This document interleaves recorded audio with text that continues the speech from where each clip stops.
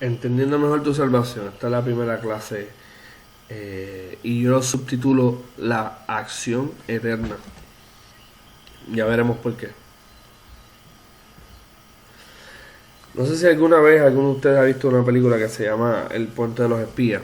Es una película que trata sobre un abogado que los Estados Unidos le ordena, como parte de una misión, rescatar a un prisionero político que tiene el este de Alemania, donde estaba el muro de Berlín, para aquel tiempo de la Guerra Fría.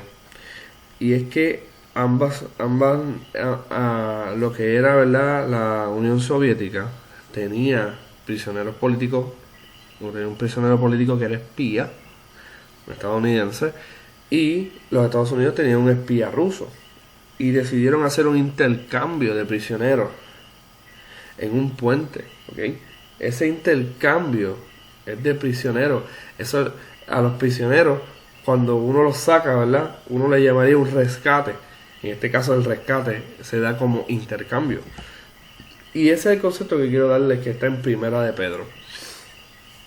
Le voy a leer el 18, dice: sabiendo que fuiste rescatados de vuestra vana manera de vivir, la cual recibiste de vuestros padres, no con cosas corruptibles como oro o plata, sino con la sangre preciosa de Cristo. Verso 19. O sea que el rescate que estoy hablando se dio en un intercambio de personas. En este caso, el rescate de nosotros es la sangre, es por la sangre de Cristo. ¿Ok? Ese fue el precio. Vamos a hablar de la salvación. ¿Ok? Esta historia es para entender que este rescate es un verbo. ¿Ok? Es salvar. Y es el trabajo de Dios. Es un intercambio. Y ese es el costo. Cuando hablamos de alternativa, estamos hablando de precio. ¿Ok?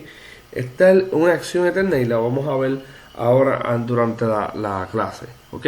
Vamos a hablar del pasado, que es lo que éramos antes del Evangelio y lo que antes de la fundación del mundo Dios había determinado. Vamos a hablar del presente, que es el momento en que la salvación es efectiva en nosotros, y vamos a hablar del futuro, que la salvación es algo continuo, ¿ok? No es intermitente. Primero vamos a ver a Juan 1, el 12 y el 13, dice, versículo 12: pero a todos los que le recibieron, a los que creen en su nombre, les dio potestad de ser hechos hijos de Dios, los cuales no nacieron de sangre, ni de voluntad de carne, ni de voluntad de varón, sino de Dios. Vemos aquí, se implica en el verso 12 que hubo un momento donde no habíamos nacido, es pasado, ¿ok? Y las personas implicadas en el pasaje no nacieron hijos de Dios por voluntad humana, sino por voluntad de Dios. Bien importante. La condición de ser hijos de Dios es la de todos los que le recibieron y creen en su nombre. No dice que todos los seres humanos son hijos de Dios. No todos los seres humanos son hijos de Dios. Contestamos: ¿a quiénes Dios salva? A quienes son nacidos de Dios. Nacer no es voluntario. Los que le reciben, los que creen, esos son los que son descritos como los hijos nacidos de Dios. Recuérdate que nacer no es algo de la voluntad humana. Nadie decide nacer, ni dónde, ni cuándo, ni quién son sus padres, ni su cultura, ni su idioma, nada. Es involuntario, ¿ok? Pero esos involuntarios nacimientos tienen nombre, son los que los reciben, los que creen. Y creer no estamos hablando de cualquier cosa, ¿ok? Vamos a Romanos 5, del 8 al 11, dice: pero Dios demuestra su mismo amor hacia nosotros en que, siendo nosotros aún pecadores, el Mesías murió por nosotros. Por tanto, mucho más ahora, habiendo sido declarados justos por su sangre, seremos salvos de la ira por medio de él. Porque si siendo enemigos fuimos reconciliados con Dios por la muerte de su Hijo, mucho más, habiendo sido reconciliados, seremos salvos por su vida. Y no solo esto, sino que también nos gloriamos en Dios por medio de Jesús el Mesías, Señor nuestro, por el cual hemos recibido ahora la reconciliación. Podemos observar que, siendo aún pecadores, Cristo murió por nosotros. En el pasado eso es lo que éramos, los pecadores. Porque si siendo enemigos fuimos reconciliados con Dios por la muerte de su Hijo. Mucho más, ¿verdad? Y ahí está hablando de un pasado. Un pasado. ¿Ok? Antes de ser salvos estábamos bajo su ira. Éramos enemigos de Dios. Ese es nuestro pasado. Dios muestra su amor enviando al Hijo a morir por personas que eran pecadoras en el pasado. Y aún hoy en día hay personas que son pecadoras y Cristo murió por ellos. ¿Ok? Desde antes. Contestamos, ¿quién salva? Dios Padre y Dios Hijo. ¿Cuándo? ¿Cuándo se va a dar esta salvación? ¿Cuándo seremos salvos? Dice, en este pasaje habla de que seremos salvos, fuimos salvos y ahora somos salvos. O sea que está hablando de los 3 tiempos. ¿De qué fuimos salvos? Dice que fuimos salvos de la ira y enemistad de Dios. A uno le pregunta a la gente, ¿salvación de qué? ¿De qué tú estás siendo salvado? De la ira de Dios. La gente habla del infierno, pero ¿qué es el infierno? ¿Para qué fuimos salvos? Nos gloriamos en Dios por el Señor, es lo que dice el pasaje. Así que nosotros fuimos salvos para gloriarnos en Dios. Salvación en el presente. El momento en que la salvación es efectiva en el ser humano. Dice que en Lucas 23, versos 39 y 43 dice, y uno de los malhechores que había sido colgado le injuriaba diciendo, ¿no eres tú el Mesías? Sálvate a ti mismo y a nosotros. Pero interviniendo el otro, arrepentiéndolo, dijo, ni aún temes a Dios tú que estás en el mismo castigo. Porque nosotros en verdad justamente padecemos, porque recibimos cosas dignas de las que hicimos. Pero nada malo hizo. Y decía, oh Jesús, acuérdate de mí cuando vayas a tu reino. Le dijo Jesús, de cierto te digo, hoy estarás conmigo en el paraíso. Jesús declara, que la salvación es desde hoy a esta persona. Este malhechor, uno de ellos, reconoce que ellos merecen la justicia, que ellos merecen ese castigo. El malhechor que reconoce, tiene fe en Jesús. Él deposita su confianza, por eso le pide algo. Hay arrepentimiento, ¿verdad? Cuando reprende al otro dice, tú eres loco, ¿qué tú haces? Tú no te abochornas. Hay arrepentimiento.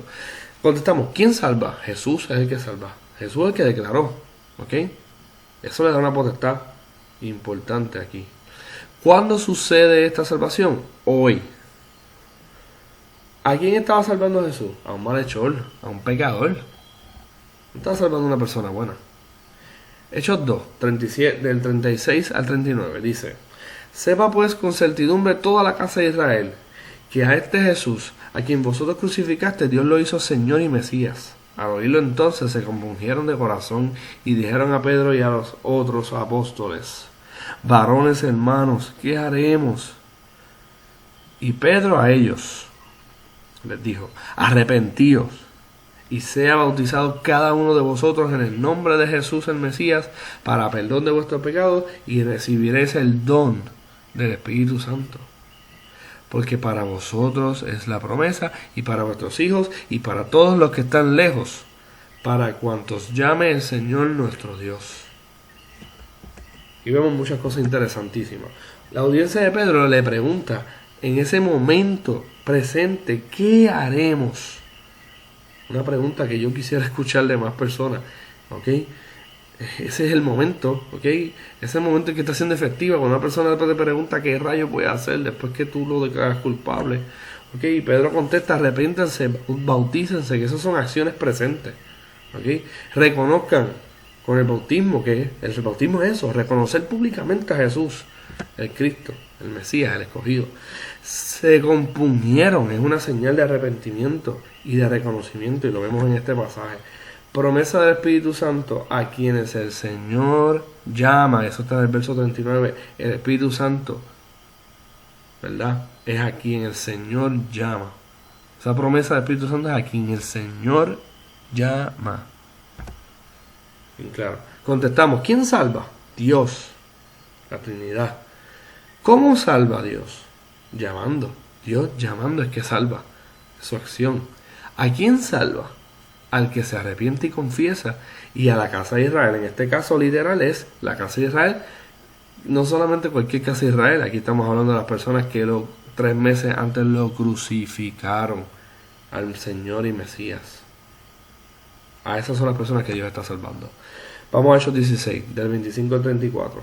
Vamos a ver otro ejemplo. Dice, de salvación en el presente. Dice, al recibir esta orden, Él los echó en el calabozo interior y les aseguró los pies en el cepo. Él es el carcelero. Verso 25 dice, pero hacia la medianoche Pablo y Silas estaban orando y cantando himnos a Dios y los presos escuchaban. Repentinamente hubo un gran terremoto hasta tal punto que fueron sacudidos los cimientos de la cárcel y al instante todas las puertas fueron abiertas y las cadenas de todos fueron soltadas. Despertando entonces el carcelero al ver abiertas las puertas de la cárcel y suponiendo que los presos se habían escapado, sacó la espada y estaba a punto de suicidarse. Pero Pablo le dijo a gran voz, no te hagas ningún mal, que todos estamos aquí. Pidió entonces una luz y corrió adentro, y lleno de temor se postró ante Pablo y Silas. Y conduciéndolos afuera les dijo, señores, ¿qué tengo que hacer? ¿Qué tengo que hacer para ser salvo? Contestaron ellos, cree en el Señor Jesús, y serás salvo tú y tu casa. Y le hablaron la palabra del Señor con todos los que estaban en su casa. Y tomándolos en aquella hora de la noche, les lavó las heridas, y al instante fue bautizado él y todos los suyos, y los hizo subir a la casa. Les puso la mesa, y se regocijó grandemente con toda su casa de haber creído en Dios. Es efectiva porque este señor preguntó en el momento, ¿qué tengo que hacer para ser salvo? No espero para mañana. Al instante, ¿verdad? Hay una palabra ahí, al instante. Antes de todo escuchó lo que Pablo y Silas representaban. Eso viene desde antes, cuando Pablo y Silas fueron echados a la cárcel por haber sacado un demonio de una mujer, ¿se acuerdan? Y al crear el escándalo, porque entonces crearon problemas económicos de los que se aprovechaban de una endemoniada, estas personas del pueblo lo llevan al carcelero y dicen, enciérrate a este tipo ahí. Pero no negaron el milagro, al revés, lo confirmaron con odio. Y ya este carcelero sabía lo que había pasado. Y además de eso, lo que ellos estaban cantando en la cárcel, ¿qué habrá sido? Dice que estaban alabando al Señor, ¿verdad? El Evangelio tiene que estar en sus canciones ahí. El carcelero estaba lleno de temor, se postró, que eso muestra arrepentimiento. Fueron bautizados, reconocer, el verso 33, eso es reconocer, el bautismo es reconocer. Creyeron, verso 34. Antes de todo, los de la casa escucharon las palabras del Señor. Y eso es bien importante, porque el carcelero escuchó lo que Pablo y Silas representaban, pero los de la casa, que también fueron salvos, antes de ser salvos escucharon. ¿Okay? El verso 32 es claro. Contestamos, ¿cuándo fueron salvos y cómo fueron salvos? Después de escuchar y creer. ¿Y a quiénes Dios salvó? A los gentiles, ¿verdad? A griegos y romanos, no a judíos. Qué interesante, porque ya vemos los dos. En estos 3 versos podemos observar que en los 3 casos escucharon, y en el caso del de la cruz vio el Evangelio antes de todo. Jesús mismo estaba allí. Reconocieron públicamente. Hay 2 casos de bautismo, ¿verdad? Y en el caso del malhechor de la cruz, lo está diciendo allí, reconociéndole al otro, reprendiéndolo. Y los 3 casos se ve el arrepentimiento. ¿Ok?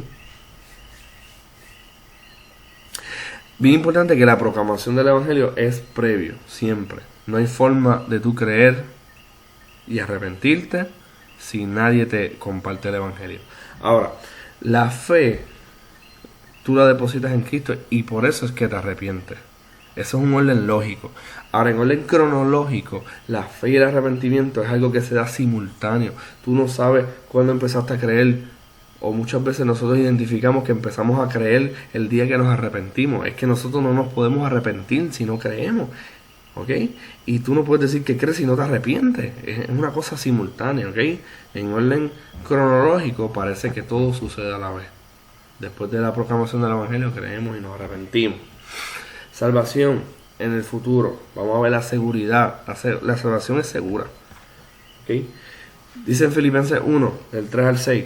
Doy gracias a mi Dios cada vez que me acuerdo de vosotros, siempre en toda oración mía, haciendo súplicas con gozo por todos vosotros, a causa de vuestra participación en el Evangelio desde el primer día hasta ahora. Estando plenamente convencido de esto, que el que comenzó en vosotros la buena obra la seguirá perfeccionando hasta el día de Jesús el Mesías. Perfeccionará, dice, es futuro. Lo que ya comenzó, o sea que es algo continuo. Verso 5. El mismo que comenzó la obra, la va a terminar. O sea que es Dios el que la va a terminar, no es nosotros. Esto debe ser suficiente garantía para nosotros, que Él mismo sea el que lo va a completar. ¿Okay? Dios mismo nos ayuda en nuestra participación en el Evangelio, así que la gloria se la lleva a Él completamente. Podemos contestar: ¿quién nos salva? Dios nos salva, Dios Padre nos salva, Dios Hijo nos salva. En este texto también sale. ¿Okay? ¿Cuándo Dios nos salva? En el pasado nos salvó, pero también en el futuro. ¿Por qué? Porque Él mismo, ¿okay?, va a terminar lo que empezó. Seguridad ahí. Efesios 1, del 13 al 14 dice: en Él también vosotros, habiendo oído la palabra de verdad, el evangelio de vuestra salvación, y habiendo creído en Él, fuisteis sellados con el Espíritu Santo prometido, que es arras de nuestra herencia, hasta la redención de la posesión, para alabanza de su gloria. Podemos ver que hay garantía de nuestra herencia, y esa garantía no es cualquier recibo o cualquier papelito o certificado o un ticket, como uno dice. Es el Espíritu Santo mismo, Dios mismo, ¿verdad? Dios es el que garantiza nuestra herencia en Cristo. Él es quien nos ofrece la garantía, sellados con el Espíritu Santo, dice el texto. ¿Qué tú crees? Si Dios promete, cumplirá. Redimir lo adquirido se refiere a la salvación, a que la salvación fue paga, y eso es obvio, ¿verdad? Cuando tú vas a redimir algo que tú tienes evidencia, tú tienes un certificado, tú lo redimes. Ese certificado es una garantía, una evidencia de que tienes algo, ¿ok? Y la evidencia de nuestra herencia significa eso mismo, que fue pago. El recibo esto es pago, ¿ok? Lo podemos mostrar en la salida. Yo pagué, ¿ok? Realmente no fuimos nosotros, fue Cristo quien pagó por su sangre. Contestamos: ¿quién salva? El Espíritu Santo, aquí, porque está sellando. ¿Por qué? Para la alabanza de su gloria, para la alabanza de la gloria de Dios. Es que esto se está sucediendo, esta salvación. ¿Qué es la salvación? Garantía, es promesa, ¿ok? Es la promesa de Dios. La salvación en la eternidad. Vamos a ver la salvación desde antes que nosotros existiéramos tan siquiera. Efesios 1, del 3 al 6 dice: bendito el Dios y Padre de nuestro Señor Jesús, el Mesías, quien nos bendijo en los cielos con toda bendición espiritual en el Mesías, según nos escogió en Él antes de la fundación del mundo, para que fuéramos santos y sin mancha delante de Él, y habiéndonos predestinado en amor para ser adoptados hijos suyos por medio de Jesús el Mesías, según la complacencia de su voluntad, para alabanza de la gloria de su gracia, que nos concedió gratuitamente en el amado, en quien tenemos redención por su sangre. Nos escogió en Él antes de la fundación del mundo, para que fuésemos santos desde antes que existiera el mundo. Nos predestinó antes de que incluso existiéramos, nos destinó. Y no solamente nos destinó, ¿verdad? Nos destinó para algo. ¿Qué es la salvación? La salvación es ser escogido. En este texto es claro. ¿Quién nos salva? Dios en Cristo. ¿Para qué Dios nos salva? Para ser santos y sin mancha delante de Él. ¿Por qué? ¿Por qué Dios nos salva? Dice que es según el puro afecto de su voluntad, o sea que es porque quiere, para alabanza de la gloria de su gracia. Él quiere glorificarse a través de la salvación. Realmente eso es lo que está sucediendo aquí. Dios quiere glorificarse en la salvación de nosotros. Efesios 2, 8 al 10 dice, porque por gracia habéis sido salvos por medio de la fe, y esto no es de vosotros, es el don de Dios, no por obra, para que nadie se gloríe, porque somos hechura suya, creados en Jesús el Mesías para buenas obras, las cuales Dios preparó. Dios estaba preparando de antemano para que anduviésemos en ellas. Creados en Cristo Jesús para buenas obras, las cuales Dios preparó de antemano para que anduviésemos en ellas. Bien interesante. La fe es un instrumento regalado por Dios mismo. O sea que la gloria es completa de Dios. Él nos da la fe, que es necesaria para ser salvo. Él preparó las buenas obras que evidencian nuestra salvación desde antes, para que entonces anduviéramos en ella. O sea, es como decir que Él construyó la casa que nosotros vamos a estar viviendo, ¿okay? Y contestamos, ¿cómo? ¿Cómo Dios nos salvó? Aquí dice que es por medio de la fe, que es su regalo. ¿Y para qué Dios nos salvó? Para andar en buenas obras. ¿Y por qué esto es la acción eterna? Pues ya lo vimos. Porque es un verbo de parte de Dios. Algo que Él está haciendo desde antes que nosotros existiéramos tan siquiera. Preparó la fe que hacía falta para ser salvos. Las obras que iban a evidenciar nuestra salvación desde antes. Él dijo, esto está sellado desde antes, en Cristo Jesús. Cristo Jesús muere un día, y un día tú reconoces eso. Eso es presente. Y en el futuro, el que prometió, dijo, yo te voy a sellar con mi Espíritu Santo para que tú sepas que esto que yo hice está garantizado. Y ustedes saben lo que es que el Espíritu es garantía. Bien importante. Significa que Dios habita en ti. ¿Tú crees que Dios va a habitar en un enemigo, en un pecador que esté en enemistad con Dios? En alguien que no es salvo. ¿Dios va a habitar en alguien que no es salvo? No. Por eso es que podemos confiar, por eso es que es segura, por eso es que es una acción eterna, porque desde antes de la fundación del mundo hasta el futuro que nosotros nunca hemos visto. Y Dios no habita en tiempo. Por eso es que es la acción eterna. Y la gloria sea completamente para Dios.